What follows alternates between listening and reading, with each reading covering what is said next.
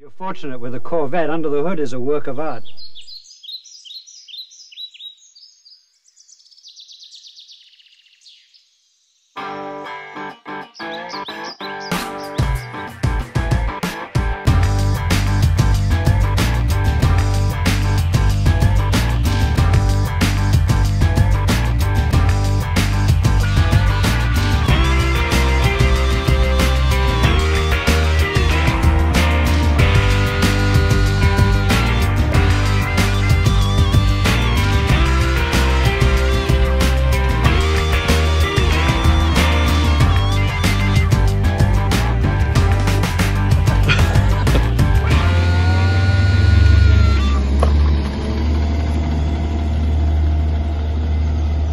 One thing about it, it couldn't have been done if it hadn't been a Chevrolet. That's for sure. The car is incredibly stable at 180 miles an hour. With the selective ride system that we have, it's essentially like riding down the freeway. The car is really living up to expectations. We're having to run it pretty hard. We don't get an opportunity to do that very often. And it's really out there performing well. It's hard not to sometimes stand back a little bit in awe that we're producing this for the public.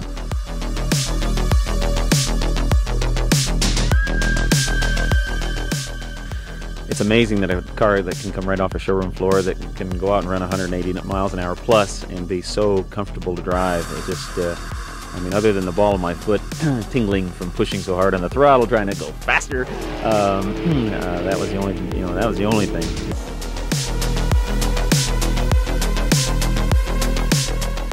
The mighty Corvette ZR-1 was built for one reason only, and that was to quite simply obliterate the European competition and create the fastest production car in the world. And it was ridiculously quick. Ferrari 348, forget it. Porsche 911 Turbo, nah, you're getting smoked. Goodbye. The Europeans hated it, the Americans loved it, and it was a genuine animal. Packed with loads of technology and innovation, including Porsche 959 electronic adjustable dampers, and not to mention a quad-cam, hand-built Lotus V8 engine, it was a real genuine bona fide supercar. Close to 400 horsepower, 0 to 60 in 4.4 seconds, and propelled by that Lotus V8 up to a top speed of 180 miles an hour, it really was rapid and still is today.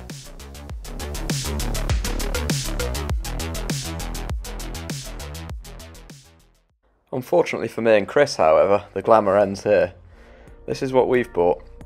It's been sat for 18 years, bought it off eBay, basically sight unseen.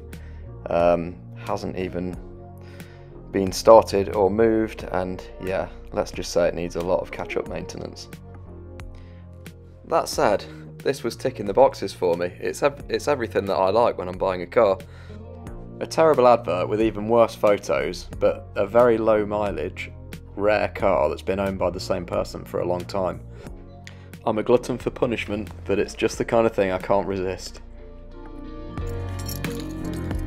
Hey Paul, how's this for a V8 sound? You ready? And if you're thinking to yourself, why would you want a Corvette in England? That's a good question, but Chris and I bought this C5 as a non-runner last year, and it was a really amazing fun project. Chris has still got the car, he drives it regularly, and yeah, the ZR-1 seemed like a logical progression. Rarer, slightly more exotic, a bit older, more of a challenging project.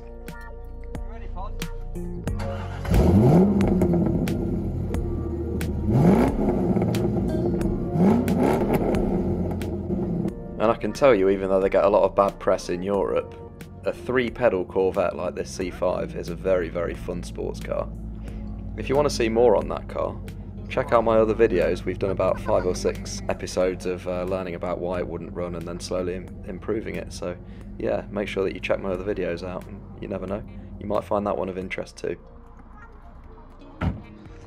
Right then mate, you ready for your adventure?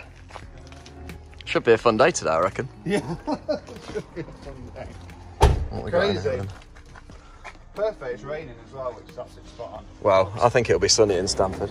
It's always sunny in Stamford, so it's that's what I'm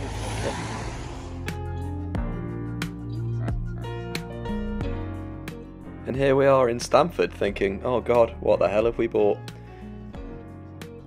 Seriously though, we were super excited. I just couldn't wait to dig in and start prodding around and doing all that fun stuff, even though I knew that it was probably fraught with peril and danger, and basically a terrible idea. And there he is, the car pervert, shooting his late break show video.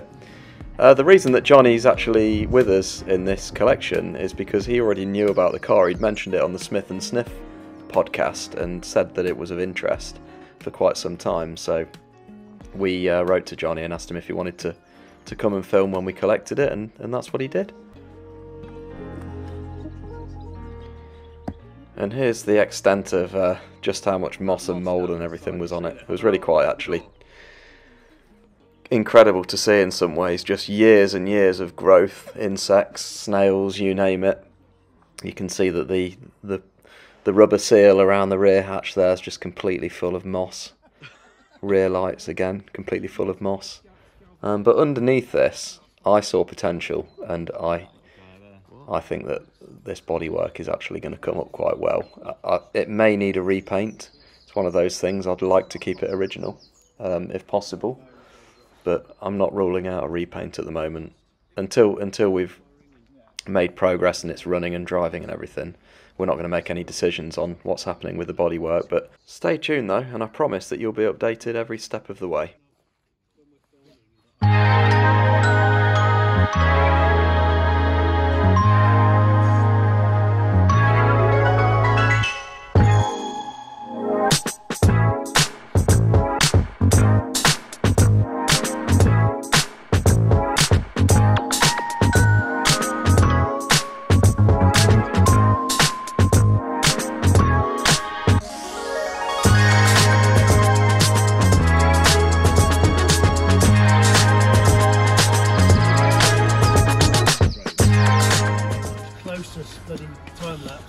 Hold on, I'm zooming in.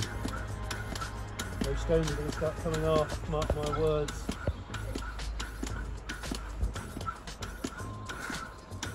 What we unfortunately didn't film ourselves, but hopefully you'll see over on Jonny's channel, is freeing off the engine, removing the spark plugs and checking that the engine turns over freely.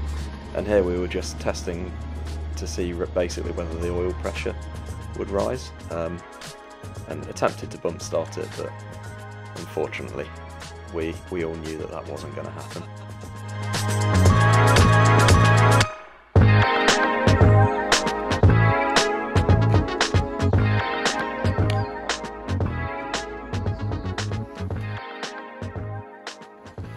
So we were coming to the end of the day now, losing light. It was starting to rain, so we've given it a quick wash just to loosen the dirt and the moss before putting it on the trailer. First wash since 2006. I know, it is, isn't it? Actually, when it's wet and shiny, it looks really nice. Oh man, it looks so nice. I hope that's a glimpse into the future.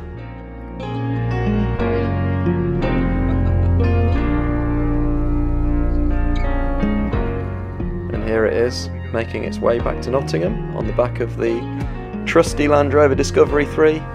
So at this point we're all a bit tired and looking forward to getting the car home so that we can start to fire up the parts cannon and get our detailing brushes out and try and get this thing back on the road. Right, so we're halfway home, we're in Oakham, and just stopping for a cheeky McDonald's just to check over the car. Trailer. Nothing's moved. All looks good, doesn't it? Okay. Yeah, I always. Worried about this, but I don't think it's going. No, that's not going anywhere. I always panic when I'm towing cars. But the trusty disco's doing the business, so I'm happy with that. Right, should we go and get a coffee? We're finally home, and we've arrived in one piece. Horrible wet weather. There she is.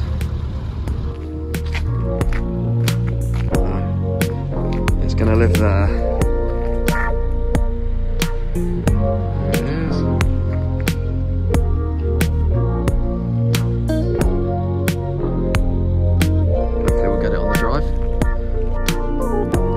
okay, yeah? Are the back wheels lined up? They're okay. Just push down on a wheel then to get it going over that little lip. That's it. Right, so now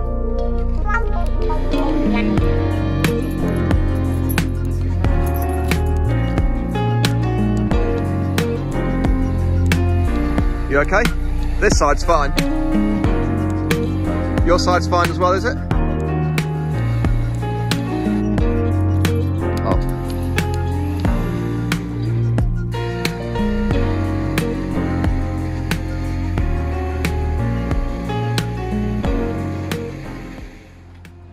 It's the next day, and here is where she's going to be sitting for a while. So, can't wait to start getting stuck in and slowly going through this car and trying to work out what the hell's going on with it, but I am sure that we will get there. Quick look on the interior. Lovely, lovely mouldy door cards.